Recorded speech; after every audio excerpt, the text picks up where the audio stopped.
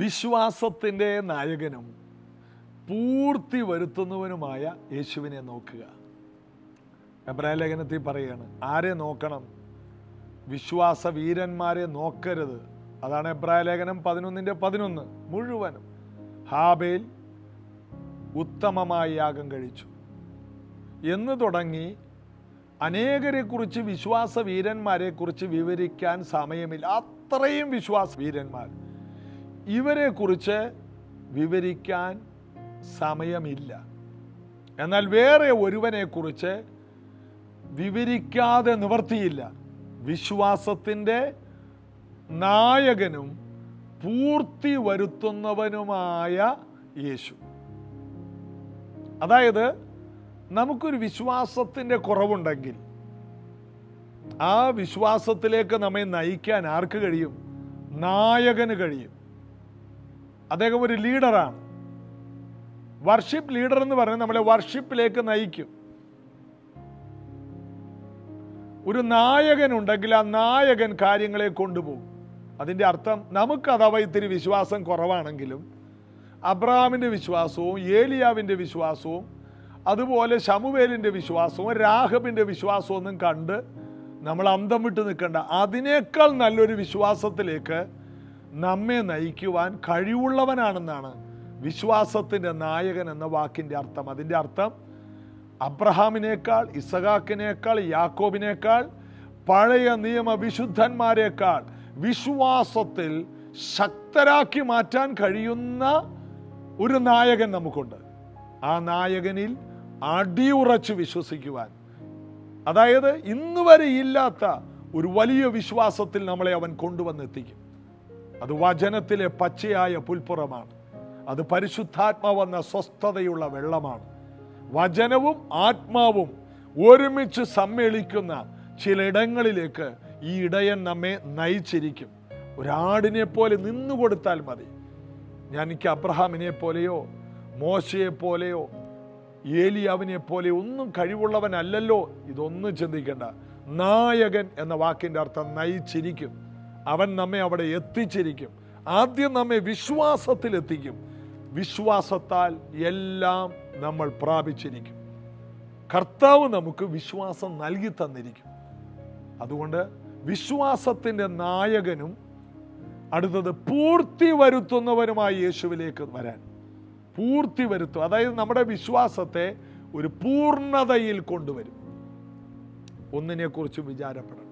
കർത്താവിൽ ആശ്രയിക്കാം, ബലപ്പെടാം. ചേർന്ന് പാടി യേശുവിനെ ആരാധിക്കാം.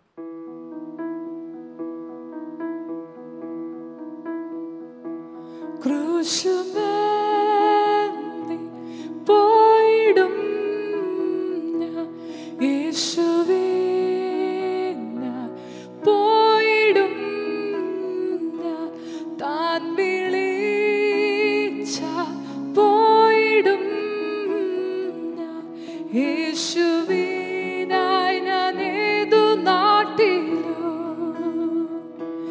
യേശുവിനായി ഞാൻ പോകും യേശുവിൻ വേല ചെയ്യും യേശുവിനായ അന്ത്യത്തോളവും യേശുവിനായി ഞാൻ പോകും യേശുവിൻ വേല ചെയ്യും യേശുവിനായ അന്ത്യത്തോളവും ക്രൂശുമേന്തി പോയിടും ഞാൻ യേശുവിനായി പോയിടും ഞാൻ താൻ വിളിച്ച പോയിടും ഞാൻ യേശുവിനായി ഞാൻ ഏതു നാട്ടിലോ യേശുവിനായി ഞാൻ പോകും യേശുവിൻ വേല ചെയ്യും യേശുവിനായ അന്ത്യത്തോളവും യേശുവിനായി ഞാൻ പോകും യേശുവിൻ വേല ചെയ്യും യേശുവിനായ അന്ത്യത്തോളവും വഴി വിശാലം ഞെരുക്കമാകിലും സാ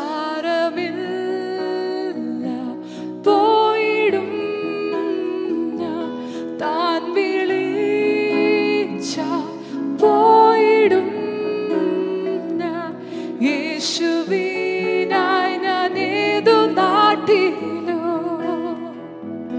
യേശുവിനായി ഞാൻ പോകും യേശുവിൻ വേല ചെയ്യും യേശുവിനായി അന്ത്യത്തോളവും യേശുവിനായി ഞാൻ പോകും യേശുവിൻ വേല ചെയ്യും യേശുവിനായി അന്ത്യത്തോളവും യേശുവിനായി ഞാൻ പോകും യേശുവിൻ വേല ചെയ്യും യേശുവിനായി അന്ത്യത്തോളവും യേശുവിനായി ഞാൻ പോകും യേശുവിൻ വേല ചെയ്യും യേശുവിനായി അന്ത്യത്തോളവും പർവ്വതങ്ങൾ താഴ്വരയോ സാരമില്ല പോയിടും ഞാൻ താൻ വിളിച്ച പോയിടും ഞാൻ യേശുവിനായി ഞാൻ ഏതു നാട്ടിലും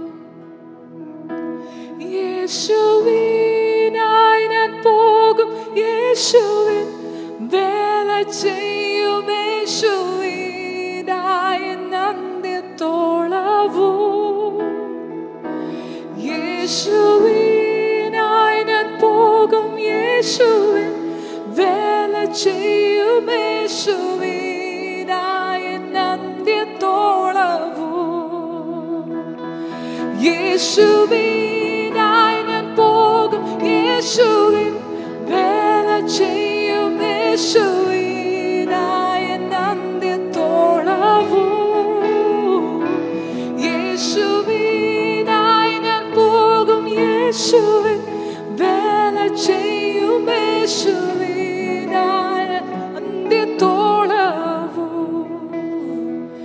യേശുവിനായി ഞാൻ പോകും യേശുവിൻ വേല ചെയ്യും യേശുവിനായി അന്ത്യത്തോളവും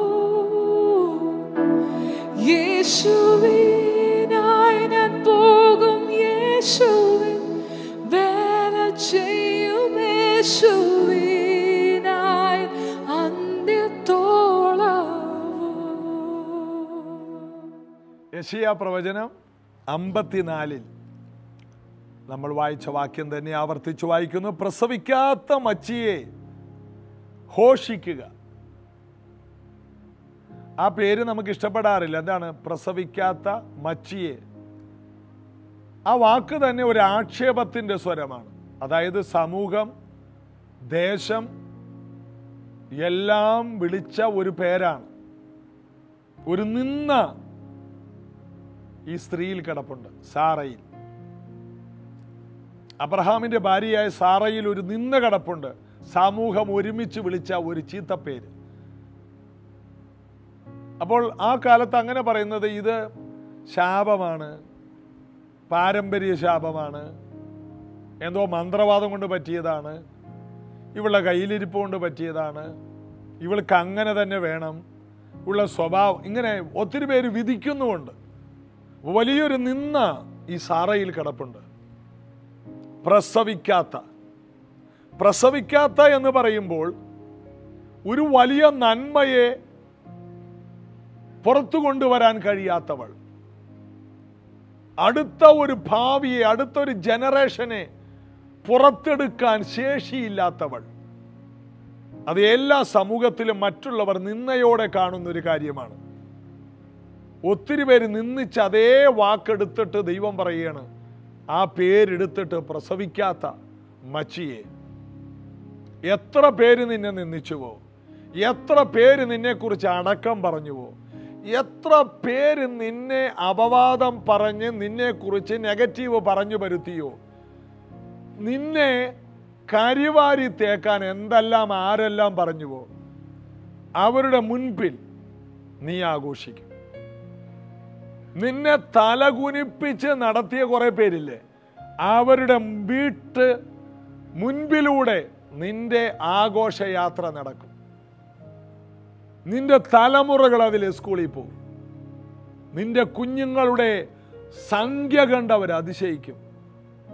അതായത് ഏകാകിനിയുടെ മക്കൾ ഭർത്താവുള്ളവളുടെ മക്കളേക്കാൾ അധികം. എത്ര വലിയ കാര്യം പറയുന്നത്. നിന്റെ മക്കൾ, ഇന്ന് നിനക്ക് മക്കളില്ല, എന്നാൽ ഒത്തിരി പേർക്ക് മക്കളുണ്ട്. എന്നാൽ അവരെക്കാൾ നിന്റെ മക്കൾ, നീ ഇത്തിരി വൈകിപ്പോയെങ്കിലും നിന്റെ തലമുറ അവരെക്കാൾ മുന്നിൽ കയറും. അവർ വേഗത്തിൽ വളരും, അവർ വർദ്ധിച്ച് പെരുകും, അവരൊരു അനുഗ്രഹമായി വളരും, അവർ ദേശങ്ങളെ കൈവശമാക്കും. നിന്റെ സന്തതി ശത്രുക്കളുടെ പട്ടണങ്ങളെ കൈവശപ്പെടുത്തുമെന്നാണ്. ഏകാഗ്നിയുടെ മക്കൾ. കാരണം അബ്രഹാം ഈ മക്കളില്ലാത്ത സമയത്തും സാറ മാറിക്കടന്ന് കരയുമ്പോഴും സാറയുടെ ശൂന്യത ഉള്ളപ്പോഴും സാറയ്ക്കൊരു കുഞ്ഞ് ജനിച്ചു, അതിലൂടെ വരേണ്ട നന്മ കാണാൻ അവർ കൊതിച്ചുകൊണ്ടിരിക്കുന്ന സമയത്തും ആ ഉള്ളതിനെ ദൈവത്തിനു വേണ്ടി അർപ്പിച്ചവനാണ് അബ്രഹാം. ഉൽപ്പത്തി പുസ്തകം 22-ാം അധ്യായത്തിൽ 16-17 എല്ലാം വായിക്കുമ്പോൾ, അബ്രഹാമേ, നിന്റെ ഏകജാതനായ പുത്രനെ തരാൻ നീ മടിച്ചില്ല. ആ മകനെ യാഗം കഴിക്കാൻ എനിക്ക് വേണ്ടി തന്നതുകൊണ്ട് അവനെ ഞാൻ വലിയ ഒരു രാജ്യമാക്കും. ഇവന് പനിയോ കൊറോണയോ പിടിച്ച് ഇവൻ തീരില്ല. ഇവനെ തീർക്കാൻ ഒരു പ്രതികൂലത്തിനോ ക്ഷാമത്തിനോ നഷ്ടത്തിനോ ശത്രുവിൻ്റെ ആക്രമണങ്ങൾക്കോ കഴിയില്ല. ഇവൻ എവിടെ പോയാൽ വർദ്ധിച്ചു വരും, പീഡിപ്പിക്കും തോറും വർദ്ധിക്കും. അതാണ് അബ്രഹാം ദൈവത്തോട് ഉടമ്പടി ചെയ്യുന്ന സമയത്ത് ദൈവം പറയുന്നുണ്ട്, മക്കളില്ലാത്ത കാലത്ത് ഇസഹാക്ക് ജനിക്കുന്നതിന് മുമ്പ് നിന്റെ സന്തതി 400-ലധികം വർഷം മിസ്രൈമിൽ അടിമകളായിരിക്കും. എന്തിനാണ്? പീഡിപ്പിക്കും തോറും വർദ്ധിക്കും. ഇതാണ് ബ്ലെസ്സിങ്. പുറപ്പാട് പുസ്തകത്തിൽ പറയുന്നു, അവരെ പീഡിപ്പിക്കും തോറും അവർ വർദ്ധിച്ചു പെരുകി. ജോസഫിനെ അറിയാത്തൊരു ഫറവോൻ എഴുന്നേറ്റ് ഇസ്രായേൽ മക്കളോട് വളരെയധികം കാഠിന്യം പ്രവർത്തിച്ചു. അവരെ പീഡിപ്പിക്കും തോറും അവർ വർദ്ധിച്ചു പെരുകി. രാജാവ് പേടിച്ചുപോയി, നേഴ്സുമാരെ ആക്കി. അതായത് നിങ്ങൾ എബ്രായ സ്ത്രീകൾ പ്രസവിക്കുമ്പോൾ നിങ്ങൾ പോയി പ്രസവം എടുക്കുമ്പോൾ ആൺകുട്ടികളാണെങ്കിൽ കൊന്നുകളയണം. എന്നാൽ ദൈവത്തെ ഭയപ്പെട്ട ആ സ്ത്രീകൾ ഈ കുഞ്ഞുങ്ങളെ കൊന്നില്ല. രാജാവ് വിളിച്ചിട്ട് 2 നേഴ്സുമാരുടെ പേരാണ് ശിപ്രായും പൂവായും. ഈ നേഴ്സുമാരോട് പറയും, നിങ്ങൾ എന്ത് ചതിയാണ് ഈ കാണിക്കുന്നത്? ഞാൻ കൊന്നുകളയാൻ പറഞ്ഞ് നിങ്ങൾക്ക് പൈസ തന്നിട്ട് നിങ്ങൾ അത് ചെയ്യുന്നില്ല. ഇസ്രായേൽ മക്കൾ അവർക്ക് പൈസയും കൊടുത്തില്ല. എന്നാൽ ആ നേഴ്സുമാർക്ക് ദൈവഭയമുണ്ടായി. കാരണം വർദ്ധിച്ചു വരുന്നതിനെ തൊടാൻ ദൈവം ആരെ അനുവദിക്കില്ല. അങ്ങനെ പുറപ്പാട് പുസ്തകം 1-ാം അധ്യായം 2-ാം അധ്യായം 3-ാം അധ്യായമൊക്കെ വായിക്കുമ്പോൾ അതിനകത്ത് ഈ വലിയ ചരിത്രം കിടപ്പുണ്ട്. ഈ സ്ത്രീകൾ ഇസ്രായേൽ സ്ത്രീകളെ സഹായിച്ചതുകൊണ്ട്, വർദ്ധിക്കാൻ സഹായിച്ചതുകൊണ്ട് ശിപ്രായും പൂവായും ഈ നേഴ്സുമാരെ ദൈവമക്കളെ വർധനവിന് കൈത്താങ്ങൽ കൊടുത്തത് കൊണ്ട് ഇവർക്ക് ദൈവം കുടുംബ വർധനവ് കൊടുത്തെന്ന്. ദൈവം ആ കുടുംബത്തെ വർദ്ധിപ്പിച്ചു. അതായത് ദൈവം വർദ്ധിക്കാൻ വെച്ചിരിക്കുന്നവരെ ആര് സഹായിക്കുന്നുവോ അവർ വർദ്ധിക്കും. ഒന്നുകൂടി എടുത്തു പറഞ്ഞാൽ, യേശു പറഞ്ഞു, ഞാൻ എൻ്റെ സഭയെ പണിയും, അത് വർദ്ധിക്കും, പാതാള ഗോപുരം ജയിക്കില്ല. സഭയെ ആര് സഹായിക്കുന്നുവോ അവർ വർദ്ധിക്കും. ഇത് ഞാൻ ഉപമയായിട്ട് പറഞ്ഞു. ഇനി പൊരുളായിട്ട് പറയാം. ഈ മിനിസ്ട്രിയെ, യേശുക്രിസ്തുവിൻ്റെ ഈ മിനിസ്ട്രിയെ നിങ്ങളൊന്ന് കൈത്താങ്ങാമോ? നിങ്ങൾ വർദ്ധിക്കും. കാരണം ഇത് എൻ്റെ മിനിസ്ട്രി അല്ല, ഇത് യേശുവിൻ്റെ മിനിസ്ട്രിയാണ്. യേശുവിൻ്റെ വചനം, യേശുവിൻ്റെ സഭ ഘോഷിക്കുന്ന സമയത്ത്, ഭൂമിയുടെ അറ്റത്തോളം വിളംബരം ചെയ്യുന്ന ഈ അന്ത്യകാലത്ത് അതിന് ഒരു കൈ ആരെങ്കിലും കൊടുത്താൽ, കൈത്താങ്ങൽ കൊടുത്താൽ, അങ്ങനെയുള്ളവർക്ക് ഒരു ഗ്ലാസ് വെള്ളം കൊടുത്താൽ, ഒരു ആഴ്ചയിലെ പ്രോഗ്രാം സ്പോൺസർ ചെയ്താൽ ആ കുടുംബത്തെ വർദ്ധിപ്പിച്ചിരിക്കും ദൈവം. ഞാൻ വചനത്തിൽ നിന്നാണ് പറയുന്നത്. ഇസ്രായേൽ മക്കൾ, വർദ്ധിക്കുന്ന ഇസ്രായേൽ മക്കളെ സപ്പോർട്ട് ചെയ്തു എന്ന കാരണത്താൽ സൂതി കർമ്മിണികളെ അവർക്ക് ദൈവം കുടുംബ വർധനവ് വേണോ? ദൈവസഭയെ സപ്പോർട്ട് ചെയ്താൽ മതി. നിർഭാഗ്യമെന്ന് പറയാം, പല ദൈവമക്കളും ദൈവവേലയെ സപ്പോർട്ട് ചെയ്യാറില്ല. നിങ്ങൾ ഈ വർഷം അതൊന്ന് ചെയ്തു നോക്ക്. ദൈവസഭയ്ക്ക് ഒരു കുറവുണ്ടാകരുത്. നിങ്ങൾ വർദ്ധിക്കും. മലാക്കി പ്രവചനം 3:9-10 നിങ്ങളുടെ ദൈവത്തിൻ്റെ ആലയത്തിൽ ആഹാരമുണ്ടാകേണ്ടതിന് നിങ്ങളുടെ ദശാംശങ്ങൾ മുഴുവനും ആലയത്തിലേക്ക് കൊണ്ടുവാ. ഇങ്ങനെ നിങ്ങൾ എന്നെ പരീക്ഷിക്കുക. കൊണ്ടുവന്നാൽ എങ്ങനെയെന്ന് ഞാൻ നിങ്ങളെ കാണിച്ചു തരാം. ദൈവം വെച്ചിരിക്കുന്ന കണ്ടീഷനാണ്. കാരണം ദൈവം ഇസ്രായേൽ മക്കൾക്ക് കനാൻ ദേശം കൊടുത്തപ്പോൾ 11 ഗോത്രങ്ങൾക്ക് അവകാശം കൊടുത്തു. ഒരു ഗോത്രം, ലേവി ഗോത്രത്തിന് അവകാശം കൊടുത്തില്ല. കാരണം ദൈവമായിരുന്നു അവരുടെ ഓഹരി. അതുകൊണ്ട് ദൈവം പറഞ്ഞു, നിങ്ങൾക്ക് 11 ഗോത്രങ്ങൾക്ക് ഞാൻ അവകാശം തരാം, നിങ്ങളത് അനുഭവിച്ചോ. നിങ്ങളുടെ 10-1 എൻ്റെ അവകാശമായ ലേവിക്ക് കൊടുക്കണം. ആ അവകാശം വാങ്ങിയിട്ട് അവർ നിങ്ങളെ അനുഗ്രഹിക്കും. നിങ്ങളുടെ കൃഷി വർദ്ധിക്കും, നിങ്ങളുടെ സമ്പത്ത് വർദ്ധിക്കും, നിങ്ങളുടെ ദേശത്ത് തക്ക സമയത്ത് മഴയുണ്ടാകും, നിങ്ങൾ സമൃദ്ധിയുള്ളവരാകും, പാലും തേനും നിങ്ങളുടെ ദേശത്ത് ഒഴുകും, നിങ്ങൾക്കൊന്നിനും മുട്ടുണ്ടാകില്ല. നിങ്ങൾ നട്ടിട്ടില്ലാത്ത മുന്തിരിത്തോട്ടവും, നിങ്ങൾ വെട്ടാത്ത കിണറുകളും, നിങ്ങൾ പണിയാത്ത വീടുകളിലും നിങ്ങൾ പാർക്കും. എന്നാൽ നിങ്ങൾ ദശാംശം കൊടുക്കണം. അങ്ങനെ അവർ വർദ്ധിച്ചു. അവർ ദശാംശം വിശ്വസ്തയോടെ കൊടുത്തു. അതിൽ നിന്ന് ദേവാലയത്തിൻ്റെ പണി നടന്നു. ദൈവം അവരുടെ നടുവിൽ ഇറങ്ങി. പിന്നത്തേതിൽ ജനം ദൈവത്തിൽ നിന്നകന്നു. അവരുടെ പണം അന്യാരാധനയ്ക്ക് വേണ്ടി ചെലവഴിക്കാൻ തുടങ്ങി. പാലും തേനും ഒഴുകുന്ന ദേശത്ത് സത്യാരാധനയ്ക്ക് പകരം മിഥ്യാരാധന തുടങ്ങി. ഇവരുടെ പണം അതിലേക്കൊഴുകി, തെറ്റായ മാർഗങ്ങളിലേക്കൊഴുകി, പാപത്തിലേക്കൊഴുകി. ലേവ്യർ, ദൈവത്തിൻ്റെ പുരോഹിതന്മാർ കഷ്ടത്തിലായി. അവർ ജോലി ചെയ്യാൻ നിലത്തിലേക്ക് പോയി. ആലയം അടയപ്പെട്ടു. ആലയം ശൂന്യമായി.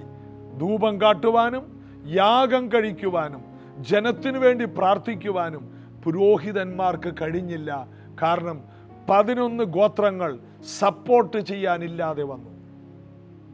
ജനങ്ങൾ ചിതറി, ദേവാലയം തകർന്നു.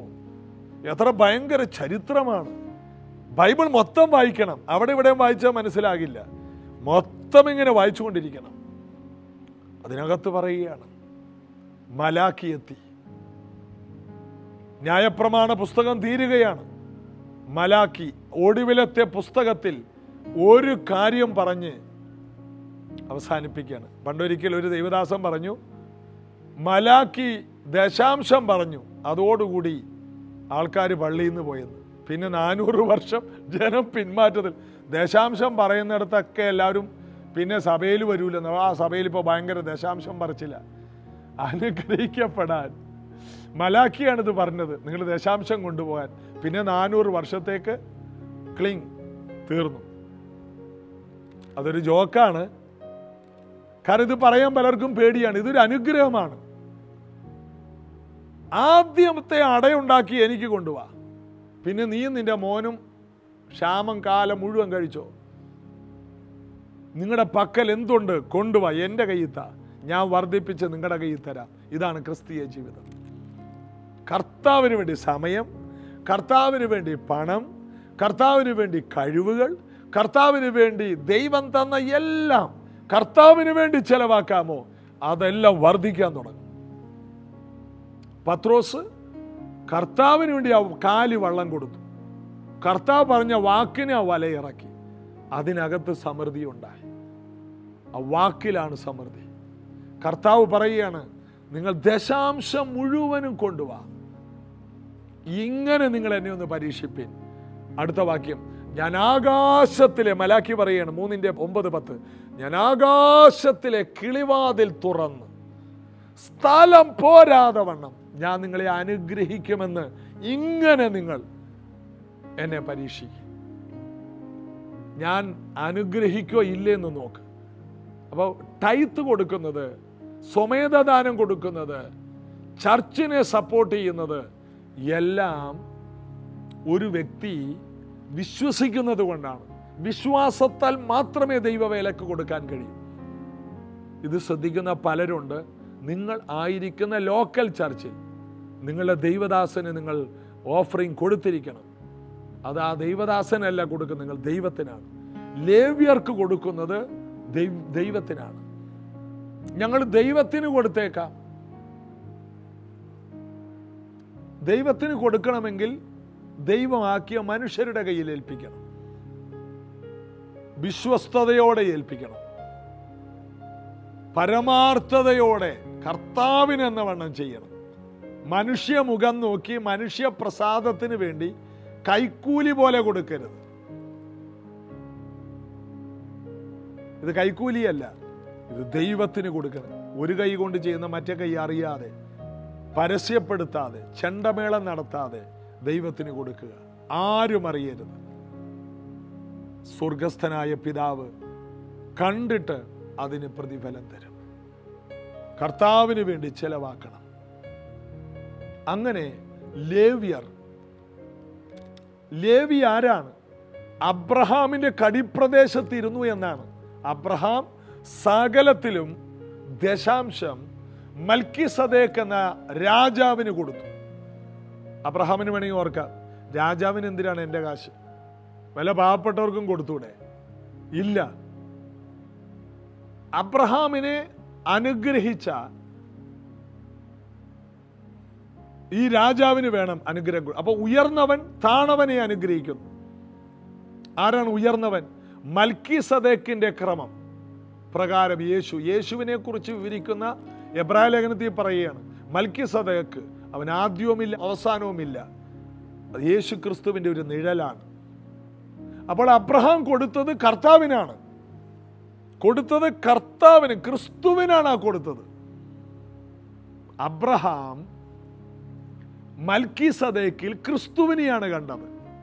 നമ്മൾ ദൈവവേലക്ക് കൊടുക്കുമ്പോൾ ദൈവത്തിന് കൊടുക്കുന്നത് പോലെ.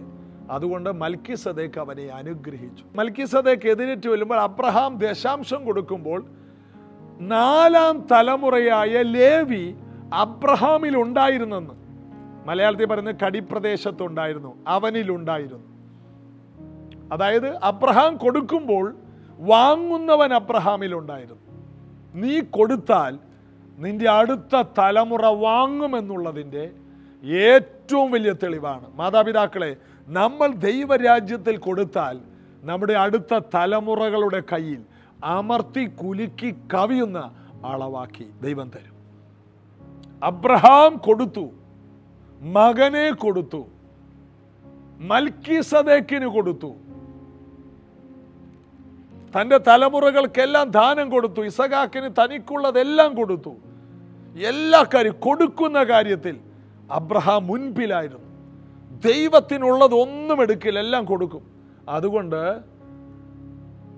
ദൈവം തീരുമാനിച്ചു, പ്രസവിക്കാത്ത മച്ചി ആർത്ത് ഘോഷിച്ച് അവളിലൂടെ തലമുറ വന്നിട്ട് 4ാം തലമുറ വാങ്ങണം. അടുത്ത തലമുറകളിൽ ആഘോഷമാണ്, തിരിച്ചു പിടിക്കുകയാണ്.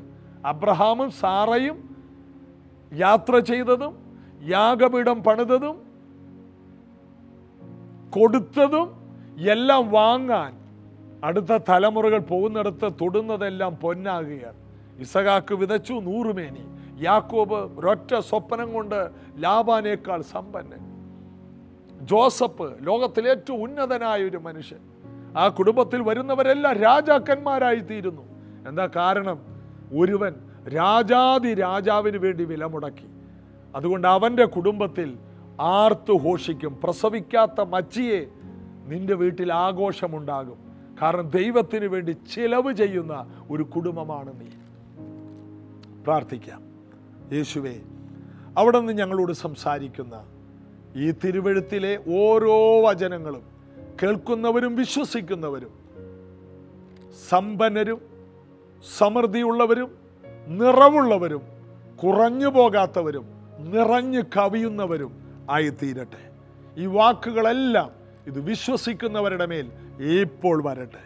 ശൂന്യതകളെ ഈ വീട്ടിൽ നിന്ന് എടുത്തു മാറ്റി സമൃദ്ധിയുടെ ഒരു കവിഞ്ഞൊഴുക്ക് ഈ വീടുകളിൽ അങ്ങ് പകരുന്നതിനായി സ്തോത്രം. സ്ഥലം പോരാതെ വണ്ണം വിശാലതകളിലേക്ക് ഈ മക്കളെ വർദ്ധിപ്പിക്കുന്നതിനായി സ്തോത്രം. ഭക്ഷണ സമൃദ്ധി, വസ്ത്ര സമൃദ്ധി, ആരോഗ്യ സമൃദ്ധി, സമാധാന സമൃദ്ധി, സന്തോഷ സമൃദ്ധി, ഉല്ലാസത്തിൻ്റെ ജയത്തിൻ്റെ ഘോഷം. കരഞ്ഞ സാറായിയുടെ കുടുംബത്തിൽ വന്നതുപോലെ ഈ കുടുംബങ്ങളിൽ ഉണ്ടാകട്ടെ. ഈ വചനം ഈ കുടുംബങ്ങളിൽ നിറവായി മാറട്ടെ.